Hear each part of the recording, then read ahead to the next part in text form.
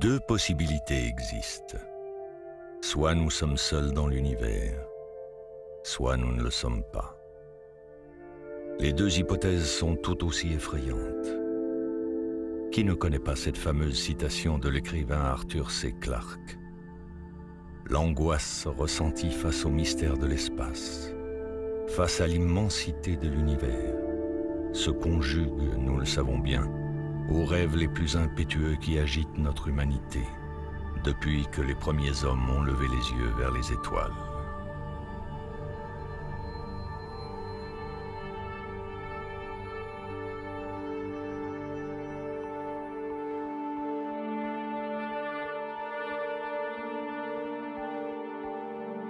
Le 31 juillet 1968, une sensationnelle affaire de rencontre du troisième type a défrayé la chronique et fait les gros titres des journaux, des jours durant. Cette histoire s'est déroulée sur une île française du sud-ouest de l'océan Indien, l'île de la Réunion. Il aura suffi du témoignage d'un homme, Luce Fontaine, un agriculteur des hauts de l'île, de sa description stupéfiante d'une machine volante totalement atypique en ufologie, pour déclencher l'hystérie de la presse locale. Il aurait été beaucoup plus simple pour lui de décrire ce que tout le monde voyait à l'époque, c'est-à-dire une soucoupe volante. L'homme décrira également à ses proches et aux gendarmes la présence de deux entités dans l'engin volant. Deux pilotes en casque et combinaison, tellement insolites à ses yeux qu'il les comparera à des bonhommes Michelin. Divers indices viendront consolider son récit, sans jamais toutefois éclaircir définitivement le mystère de toute cette affaire. Mais non, ça l'est bien vrai. Lui, il a bien vu ça, lui a bien vu. Et ça l'a bien parti longtemps, le monde ne parlait que de ça. L'impact de la découverte, de la confirmation de formes de vie extraterrestres, mais avancées à travers carrément l'existence d'extraterrestres ou de vaisseaux spatiaux, serait absolument gigantesque. Tellement gigantesque que ce serait même probablement l'événement le plus important de toute l'histoire de l'humanité. Nous allons mener l'enquête sur la première et la plus célèbre rencontre du troisième type jamais intervenue dans ce coin du monde. Une affaire d'OVNI qui compte parmi les cas les plus fascinants de l'histoire de l'ufologie.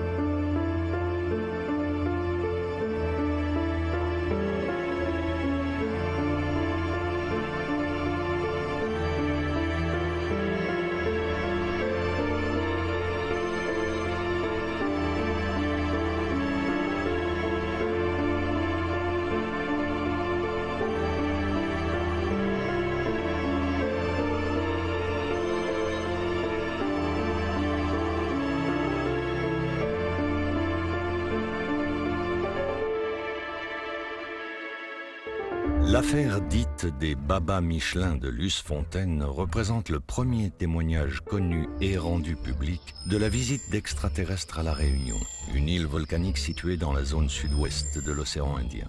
À cette époque-là, à La Réunion, il n'y a pas eu d'observation jusqu'à présent. Le cas de l'observation de 1968 correspond en fait à la première observation réunionnaise, mais surtout permet à La Réunion de rentrer dans l'histoire de l'ufologie par la grande porte.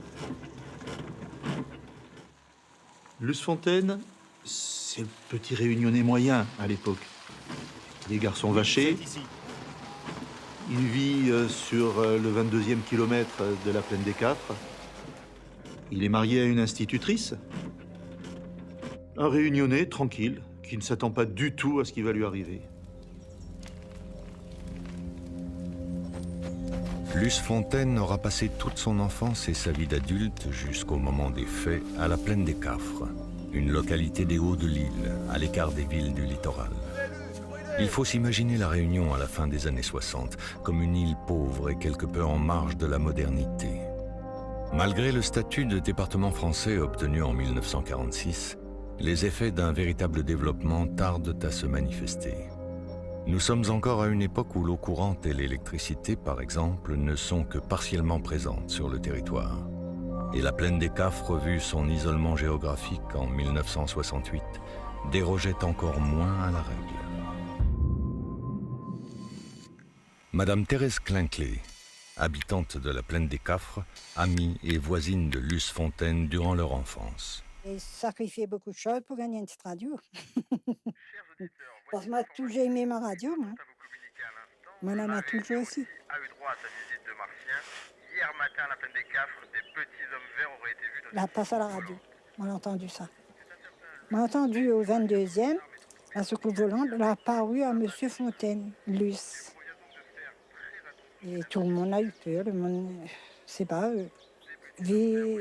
À un moment donné, ils ne pouvaient plus trop sauter dans le chemin, ou avaient peur, quand ils voyaient les mêmes choses que les autres avaient vues. Je répète, les petits hommes verts. Eh bien, nous avions peur, nous tous avions peur. Merci de prendre cette information très, très au sérieux. On peut dire que les astrophysiciens restent perplexes devant le phénomène, notamment les apparitions, bien entendu, les descriptions d'apparitions d'objets volants non identifiés, encore plus évidemment devant les rencontres dites du troisième type. Mis à part évidemment les questions sur la fiabilité de tous ces témoignages divers et variés, la présence d'extraterrestres sur notre planète impliquerait des voyages interstellaires qui, pour l'instant, dans les connaissances de la physique actuelle, semblent un petit peu impossibles. La question qu'on peut se poser tout de suite, c'est « est-ce un canular ?» Ce sera la première question que va se poser un ufologue. Il y a un seul témoin, donc il peut raconter n'importe quoi. Ce qui peut laisser à penser qu'il n'y a pas canular dans le cas qui nous intéresse, c'est que tout d'abord, Luce Fontaine n'a pas du tout cherché par lui-même à faire de la publicité de son cas. Il en a parlé en premier à son épouse. Et c'est son épouse, d'après ce qu'on sait, l'aurait poussé à témoigner auprès des gendarmes. Lui-même n'y serait peut-être jamais allé. Ensuite, il a été relativement, pour le reste de sa vie, d'après ce qu'on sait aussi, gêné de cette observation. Il n'a jamais voulu en faire de la publicité, il n'a jamais voulu s'en servir pour lui-même. Cela, ça laisse à penser qu'effectivement, dans le cas qui nous intéresse, le canular semble peu probable.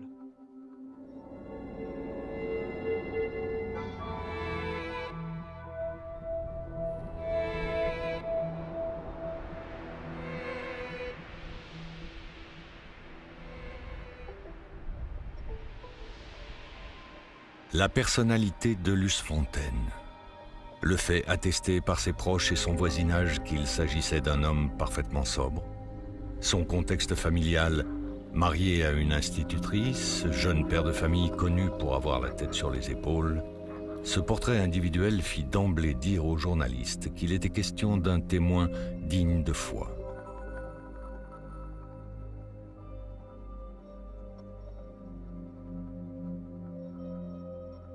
De là à dire que M. Fontaine n'a pas sa tête, non. Je pense que c'est quelqu'un, il est agriculteur, il est connu dans le milieu du tampon de la plaine des Cafres, donc sa femme qui est institutrice.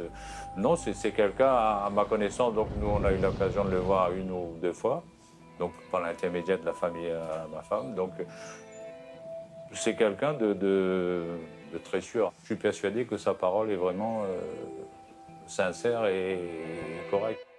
En règle générale, quand un témoin observe un ovni, qu'il soit proche ou lointain, c'est assez compliqué d'en parler à la famille parce que généralement le témoin a peur d'être pris pour un fou, parce que c'est quand même compliqué, déjà que c'est compliqué de dire « j'ai observé un ovni ». Alors c'est pour dire « j'ai observé un ovni avec des entités à côté ». Il y en a certains, ils perdent leur emploi avec ça. L'acte de témoigner reviendrait donc à vivre une seconde épreuve traumatisante après celle de la rencontre du troisième type elle-même.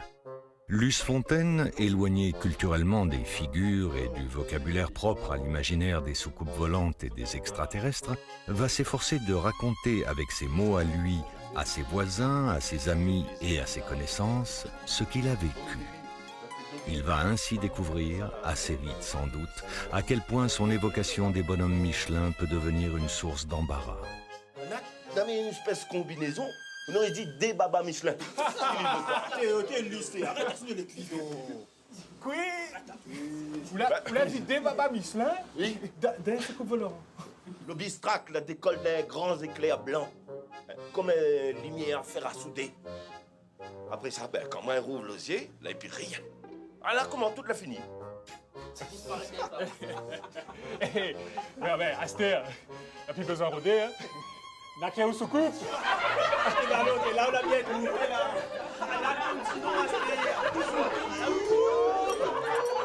Monsieur Lycée, on n'a pas venu ici tous les jours, mais là, à où venir? Où faire rire tout le monde? Bon, hey, faut regarder le bassin, il soupe pas où dans le bordage, pas tranquille, hein? L'a retrouvé, sous coupe!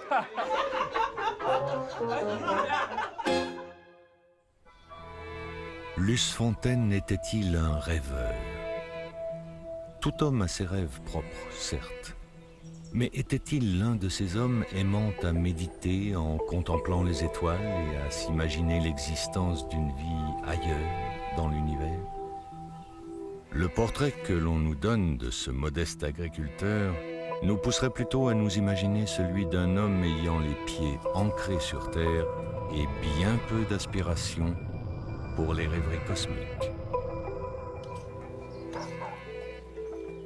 Aussi, à supposer que le jour de sa rencontre du troisième type aurait dû être pour lui un jour comme les autres, un jour banal et ordinaire. À supposer qu'il n'y ait eu chez lui aucune forme de préméditation quelconque par rapport aux événements vécus, alors on peut appréhender la force de cette déflagration émotionnelle qu'il a dû éprouver et penser légitimement que cette journée fut sans doute le jour précis où sa vie a basculé, le 31 juillet 1968.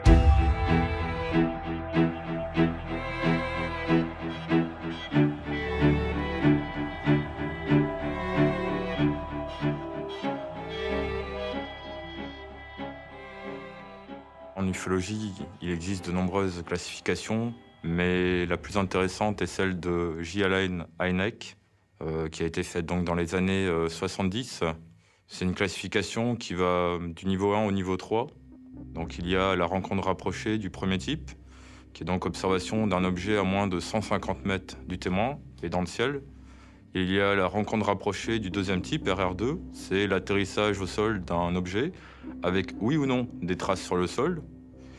Et il y a ensuite la rencontre rapprochée du troisième type, c'est-à-dire observation d'un objet au sol avec la présence d'une ou de plusieurs entités. Le cas réunionnais, lui, se classera plutôt dans la catégorie des rencontres rapprochées de type 3. Ce matin-là, donc, Luce Fontaine est parti pour ramasser de l'herbe pour ses lapins, comme il le fait très régulièrement. Donc il habite au 22e kilomètre. Là, il s'est écarté de la route, il est entré dans une clairière, il est penché, plié en deux, pour couper l'herbe, ramasser l'herbe. Il n'a pas entendu, visiblement, quoi que ce soit arriver. À un moment, il se rend compte simplement qu'il y a une forte luminosité au niveau de cette clairière. Et il découvre devant lui, à peu près à 25 mètres de lui, un objet. L'ensemble est extrêmement lumineux. Il décrira cela comme un arc de soudure. Un objet ovoïde de couleur bleu foncé sur les côtés avec une sorte de vitre en son centre et des protubérances vers le haut. En fait, ça va très très vite. Le temps de l'observation, c'est entre 12 et 15 secondes, pas plus. Mais il a quand même la possibilité, pendant ce court laps de temps, de mémoriser tout un ensemble d'éléments.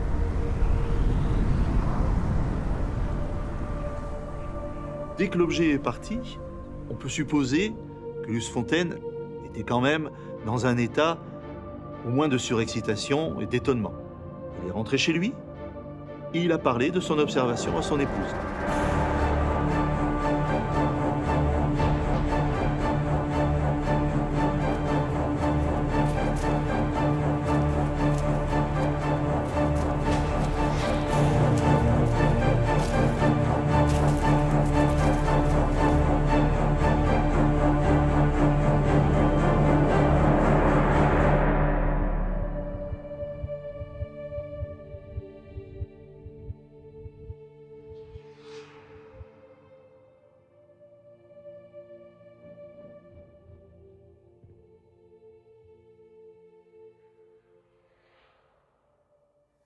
dors, mon bébé?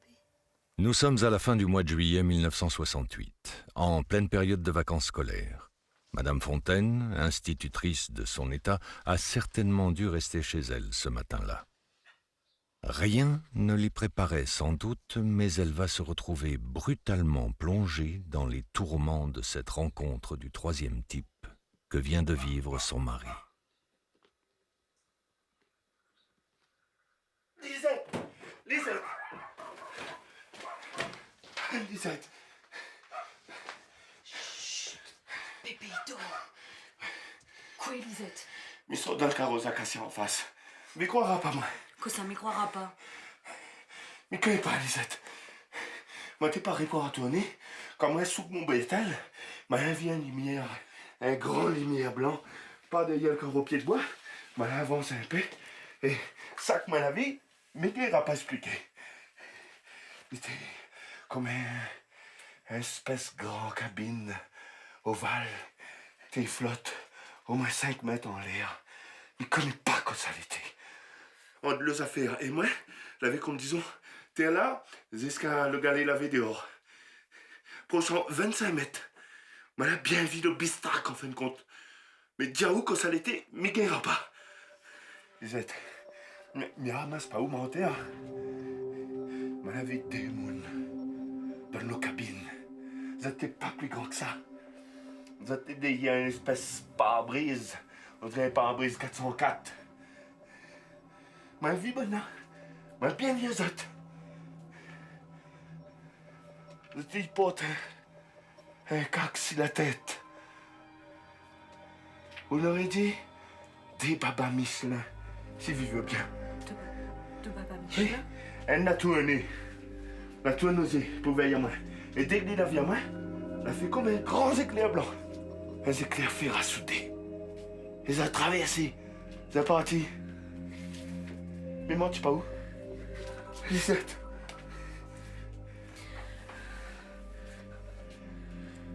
Seigneur Jésus-Marie-Joseph Luce, vous l'êtes en train de perdre la tête, là? Astéervie fait peur à moins, vraiment, on comprend? Ma vieille Zotte, était bien vrai. Lisette, il faut y croire, moi. Votre nez, Luce?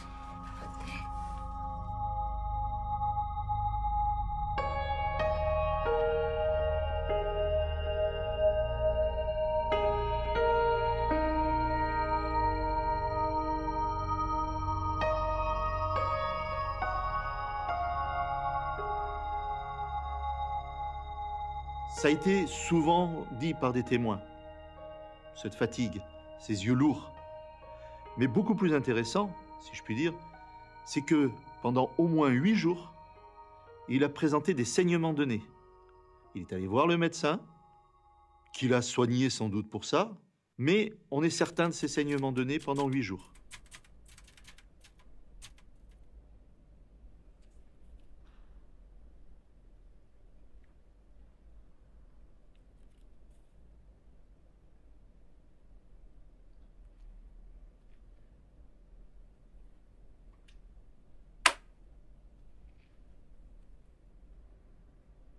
Ce que vous nous racontez là, M. Fontaine, pourrait très bien vous faire passer pour ce que vous n'êtes pas.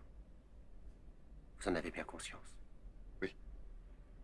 Donc, tout ça se serait déroulé hier matin, dans le bois face à votre maison, à quelques centaines de mètres de la route nationale qui monte vers la plaine des Cafres. C'est bien ça? Oui. Il habite au 22e kilomètre. Et juste à côté, il y a une petite ravine avec un bord d'acacia. Et c'est là que tout doit se passer. Vous voulez relire la déposition, chef? Ouais. Merci, brigadier. Alors, vous nous dites, Monsieur Fontaine, et ce sont là vos propos, traduits du créole. Courbé vers le sol, je ramassais ce matin-là de l'herbe pour mes lapins, quand j'ai brusquement aperçu dans la clairière une sorte de cabine ovale, à 25 mètres de moi, comme suspendue à 4 ou 5 mètres du sol. Ses extrémités étaient bleu foncé, le centre était plus clair, plus transparent, un peu comme le pare-brise d'une 404. C'est pas facile d'être témoin. ce genre d'observation. Le témoin, qu'est-ce qui fait qu'il va aller en parler ou pas? Il va aller en parler s'il a confiance dans les personnes en qui il va retranscrire son témoignage. C'est pour ça que, on peut en parler, par exemple, aux gendarmes. Souvent, le témoin a besoin de parler, parce que lui ne comprend pas ce qu'il a vu. Et il aimerait comprendre ce qu'il a vu. Il était debout, petit, 90 cm environ, enveloppé des pieds à la tête dans une sorte de combinaison comme les bonhommes Michelin. Ce sont bien là vos propos, monsieur Fontaine? Oui. J'espère que ce ne sont pas des sornettes que vous nous racontez là, monsieur Fontaine. Je vous rappelle que suite à votre déposition, nous allons procéder à une enquête sur les lieux et que ces faits nécessitent de surcroît un traitement très spécial. Ce n'est pas quelque chose d'ordinaire.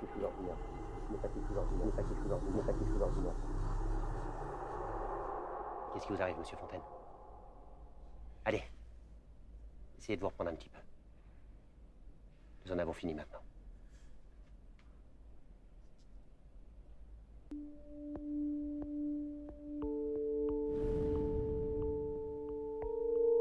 Après cette déposition à la gendarmerie, les journalistes se trouvent naturellement informés. Ceux du journal de l'île de la Réunion, notamment, se déplacent dans la première quinzaine du mois d'août 1968 pour interroger le témoin.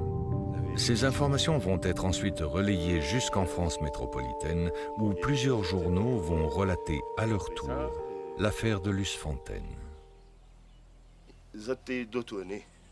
Vous avez une combinaison. Vous savez, anciennement, les gens n'aimaient pas tellement tout ce qui dit presse. À l'époque, ils n'aimaient pas que les gens viennent voir où ils habitent, qu'est-ce qui s'est passé, comment ça s'est passé.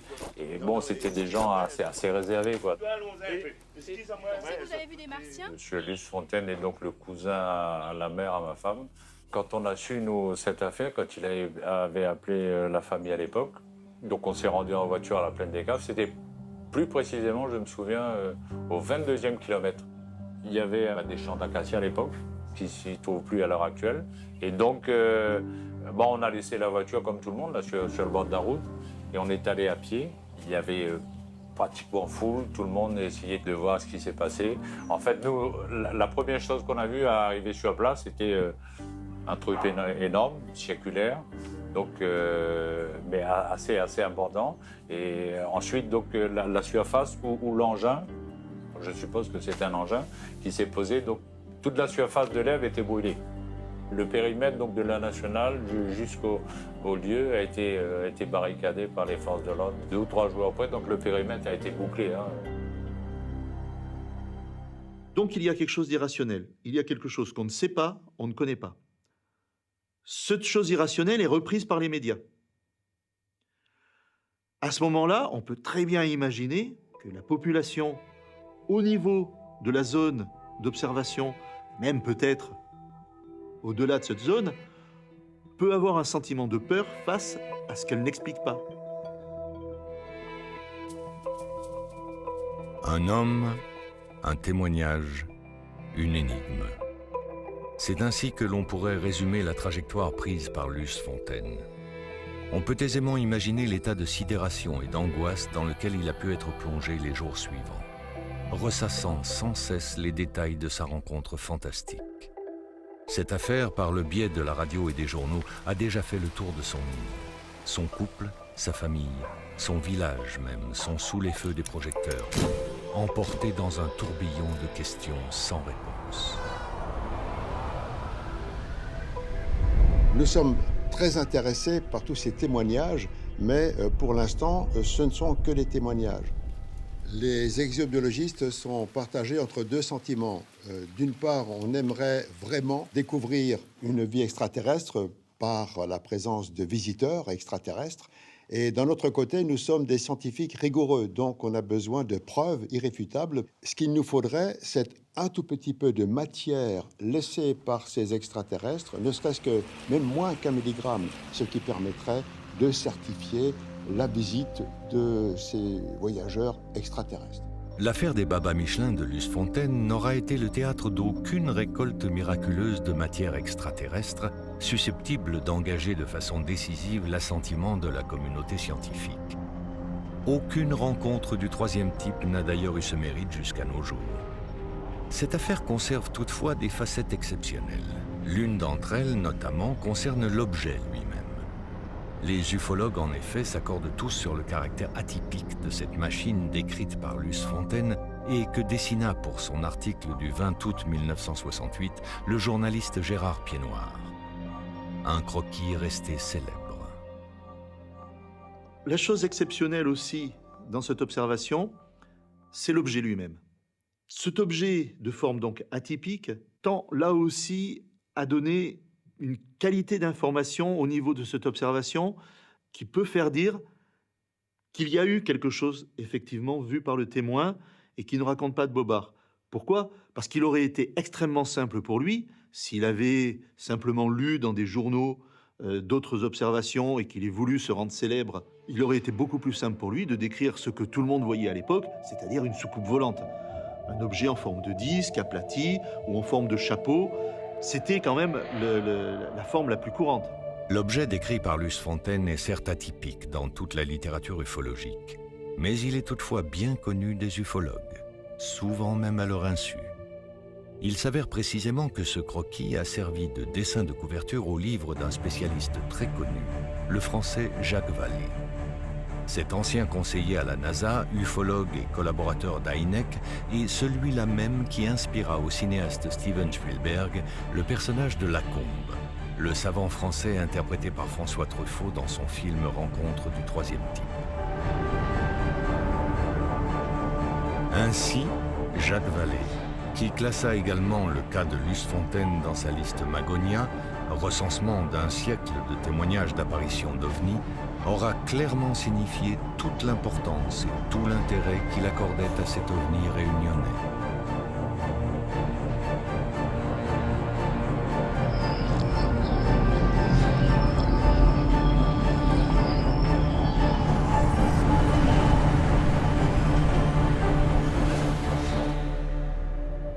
Pourtant, force est de reconnaître que la question pourrait légitimement se poser. Pourquoi cette affaire de Luce Fontaine a-t-elle eu pareil retentissement ? Il est certain que si l'histoire de cette rencontre du troisième type en était restée à ce stade, nul doute qu'elle n'aurait jamais pu trouver grâce aux yeux d'un ufologue aussi érudit que Jacques Vallée, ni intégrer sa fameuse liste Magonia, ni illustrer la couverture de l'un de ses livres. Il y a bien eu quelque chose qui a rendu le cas de Luce Fontaine réellement exceptionnel. Il est temps donc de nous y intéresser précisément. Et pour comprendre la chose, il faut revenir au 10e jour après l'apparition.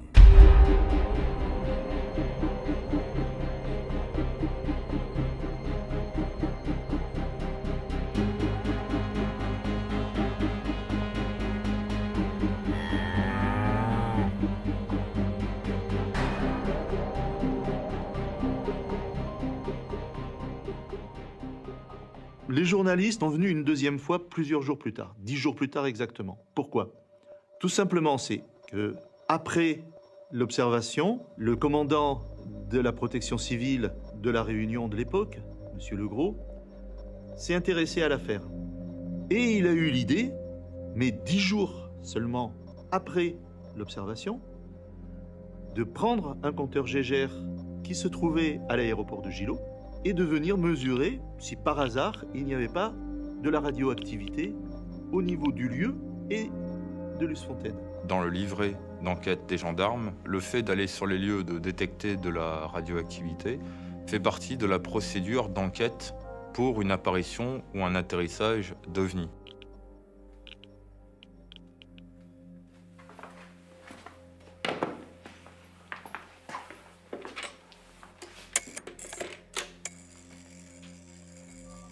Allô, capitaine Valjean.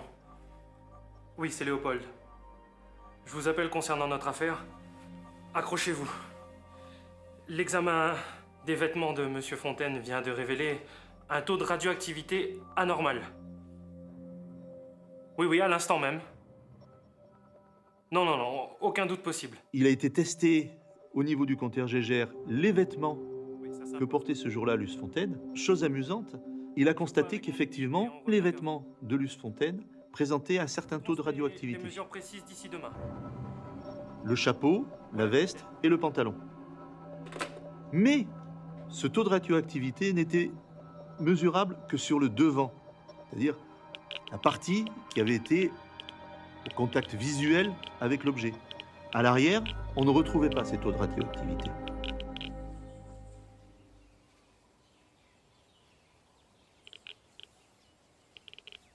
Capitaine Maljean. Oui. Vous voulez venir voir, s'il vous plaît?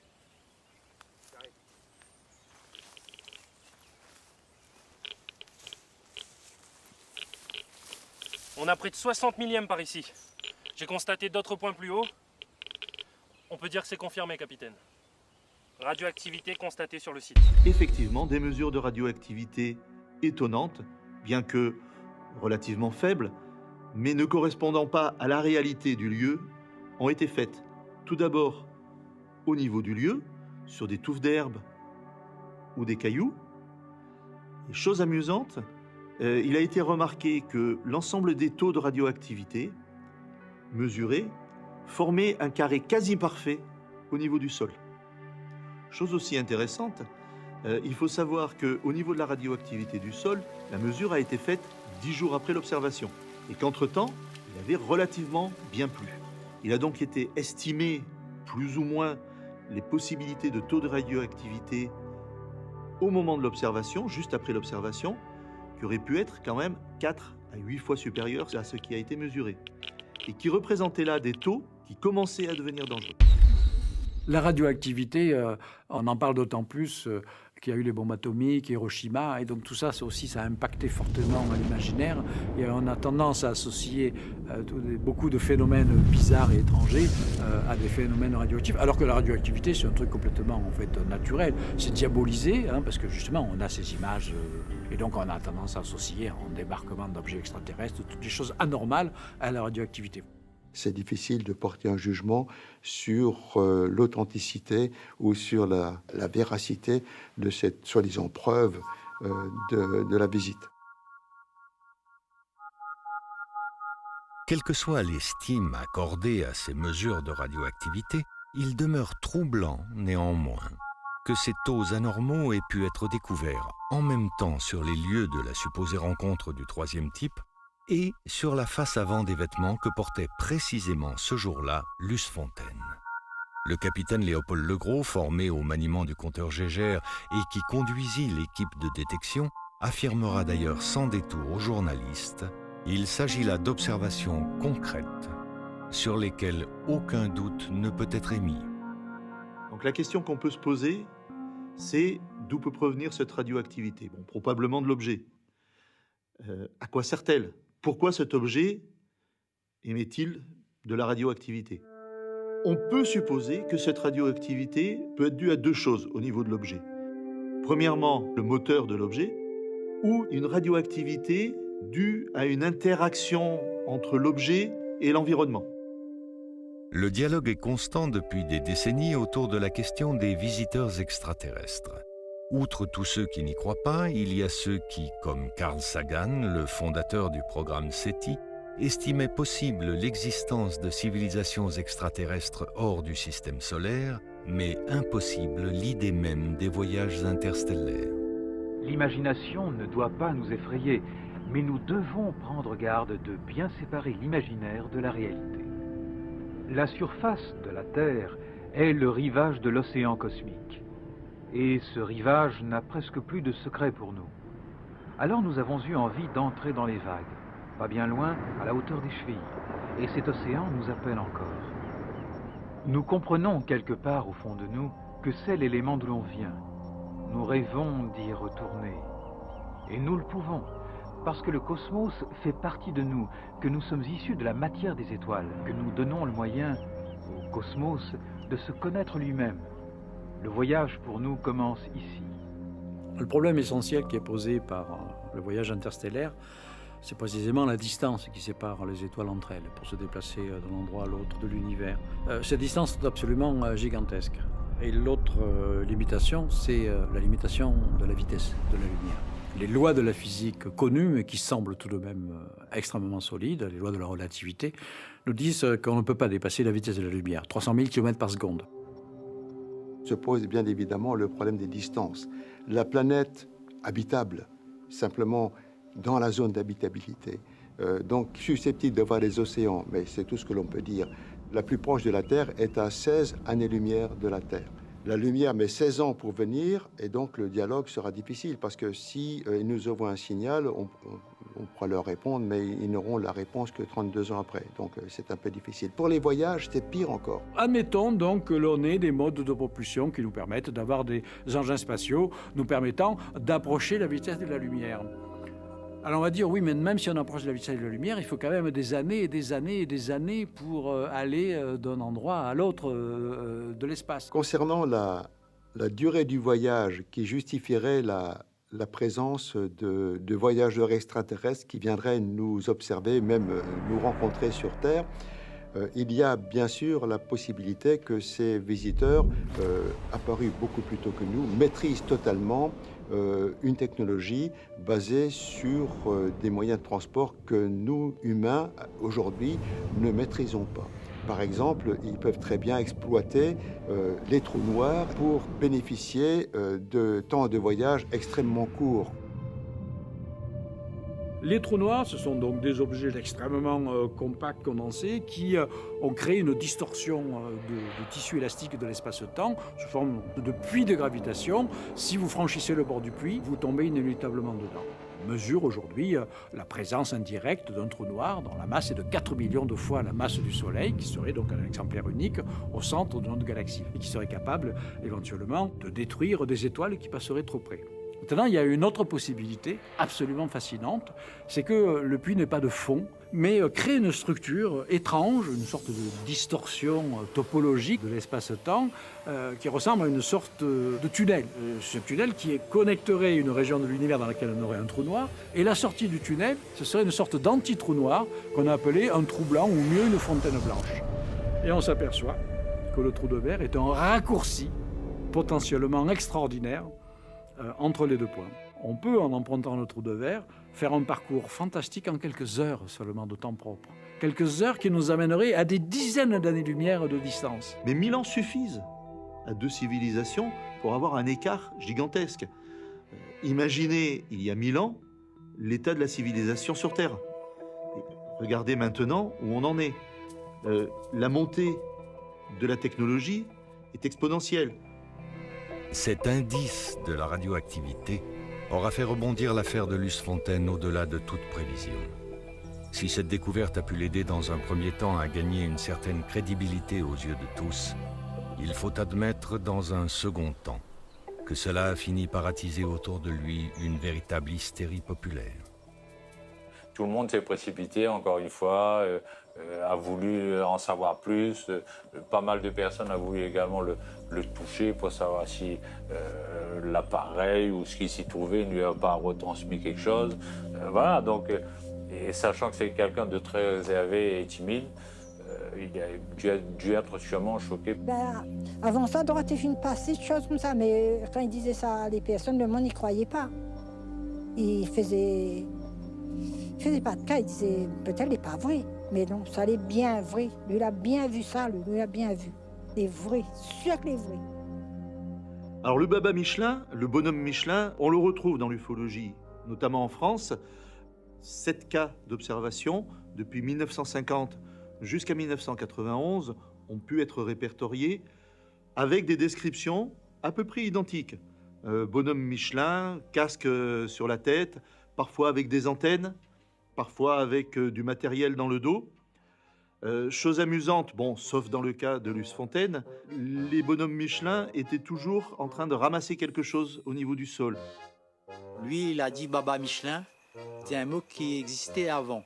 Comme dans la publicité, on voyait les Baba Michelin, donc comme on ne savait pas trop comment les Maurassiens étaient, on disait Baba Michelin, comme ça donne une image du Maurassien ou des hommes verts, des petits hommes verts. Hein. Voilà, à l'époque, quand on a construit ça, comme c'était un endroit tout fleuri, il y avait des hortensias partout, on a donné le nom des hortensias. On signe les hortensias. Puis ça a marché pendant quelques années. Et après, quand il y a eu cette histoire de la secoupe volante. Là, ma mère a pensé de changer de nom tout de suite et donner le nom de secoupe volante pour pouvoir faire connaître un peu mieux sa discothèque. Et ben, quelquefois, on peut retrouver quelques petits martiens, des hommes verts à l'intérieur, mais il faudrait venir voir.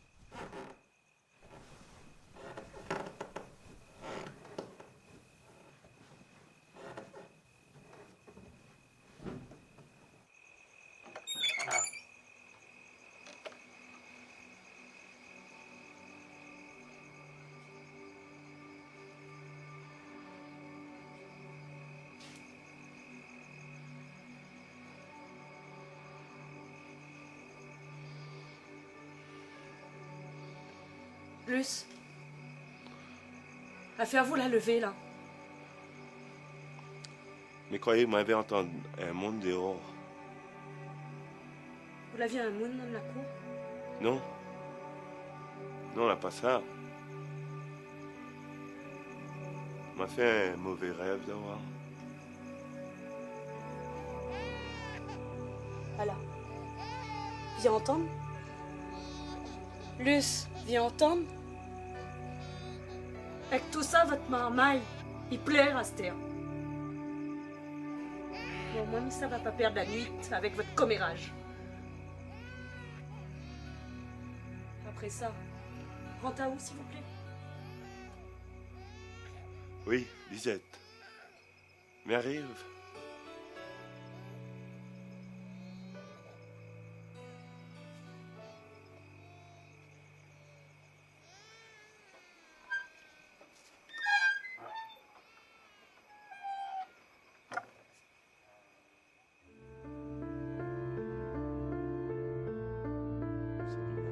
Il est probable que Luce Fontaine ait pu, dans la seconde moitié de sa vie, être hanté par la vision de ces entités qu'il prétendait avoir rencontrées en juillet 1968 et qu'il surnommait Baba Michelin.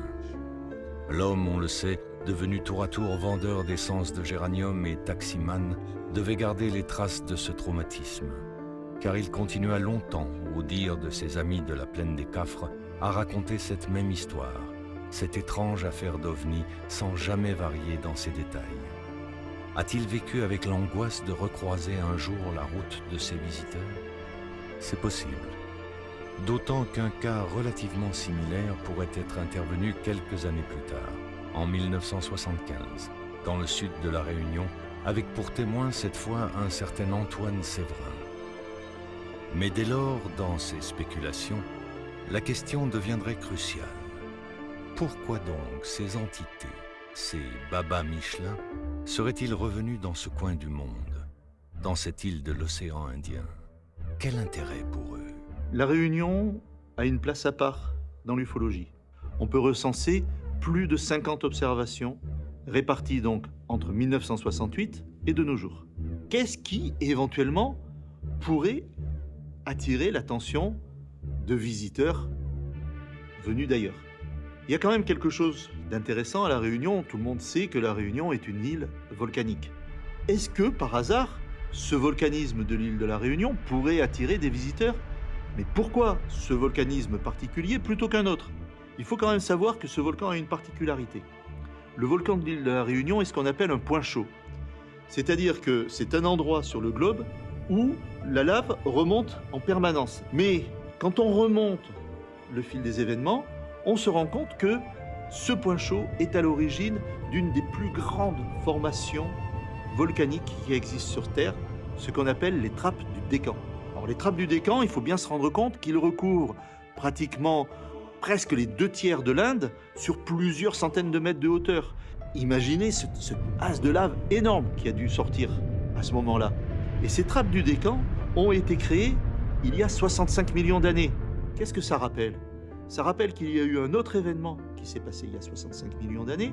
C'est l'arrivée catastrophique d'un énorme météore qui a frappé la Terre, au niveau, maintenant on le sait, de la péninsule du Yucatan en Amérique. Ce météore, par contre-coup, a créé ce point chaud de l'autre côté de la planète. Et les deux ensemble ont contribué à la fin des dinosaures. Donc c'est quand même un volcan extrêmement intéressant, qui mérite d'être étudié. La Réunion a une place à part dans l'ufologie. Peut-être est-ce dû à ça. Enrico Fermi fut un grand physicien italien de la première moitié du XXe siècle.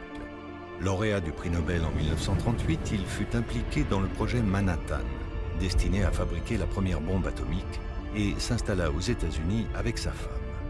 Toutefois, comme beaucoup de scientifiques de son temps, il en vint lui aussi à s'intéresser à la question fascinante de la vie dans l'univers.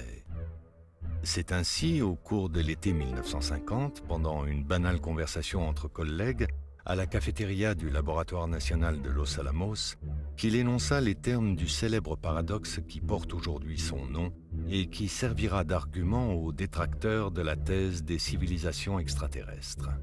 Ce paradoxe de Fermi est simple. Si nous partageons l'univers avec des civilisations extraterrestres, certaines d'entre elles, vu l'immensité du temps cosmique, devraient être bien plus anciennes que la nôtre. Dès lors, comment se fait-il que leurs représentants ne se soient pas encore manifestés auprès de nous? Notre Soleil étant plus jeune que beaucoup d'étoiles situées dans la galaxie, des civilisations plus avancées auraient dû apparaître et laisser des traces repérables depuis la Terre, ne serait-ce que des ondes radio. Or, ce n'est pas le cas. Pourquoi ce silence? Je considère comme vraisemblable l'émergence de vie bactérienne, de vie microscopique, qui serait déjà pour nous une découverte fantastique. Maintenant, est-ce que cet acte primitif, la formation de microbes, de vie microbienne, doit nécessairement évoluer vers des systèmes intelligents? Ça, je pense que c'est beaucoup moins évident. L'une des hypothèses avancées pour répondre au paradoxe de Fermi est celle dite du zoo humain. Selon cette hypothèse, les extraterrestres nous regarderaient de loin sans jamais faire en sorte d'entrer volontairement en contact avec nous. Ils nous observeraient comme les animaux d'un zoo, les poissons d'un aquarium ou les insectes d'une fourmilière, sans nous dévoiler leur présence. Évidemment, quand on regarde l'agressivité qui est permanente à la surface de la Terre entre les humains, on pourrait comprendre un tel comportement. Au terme de cette investigation, il ressort au moins 3 réponses possibles à l'énigme de Luce Fontaine. Première réponse, celle de la mise en accusation du témoin. Luce Fontaine nous a menti, tout ce qu'il a pu décrire relève d'un canular né de son imagination. Deuxième réponse, celle de l'observation réelle mais rationnelle. Luce Fontaine n'a pas menti, mais ce qu'il a vu n'était pas un ovni. Il s'agissait plutôt d'une machine volante et de pilotes d'origine humaine. Troisième réponse, celle de l'adhésion à la thèse de la rencontre du troisième type. Luce Fontaine a bel et bien vu ce jour-là un engin volant et des pilotes d'origine non humaine, pour ne pas dire extraterrestre. Il reste néanmoins que tout cheminement vers une résolution rationnelle de cette affaire nécessiterait de désamorcer quelques écueils majeurs. Comment expliquer l'empreinte de cette radioactivité anormale sur les lieux et sur les vêtements du témoin? Comment expliquer les symptômes physiologiques de ce dernier? Et quel type d'appareil, d'origine humaine, peut à ce point, par son décollage vertical, sa vitesse effarante et son intense luminosité, induire pareil état de confusion chez un observateur? Rien n'empêche de relever un tel défi. Mais il y a fort à parier que l'explication trouvée pourrait s'avérer au final tout aussi incroyable que la thèse même de l'OVNI qu'il s'agissait de combattre.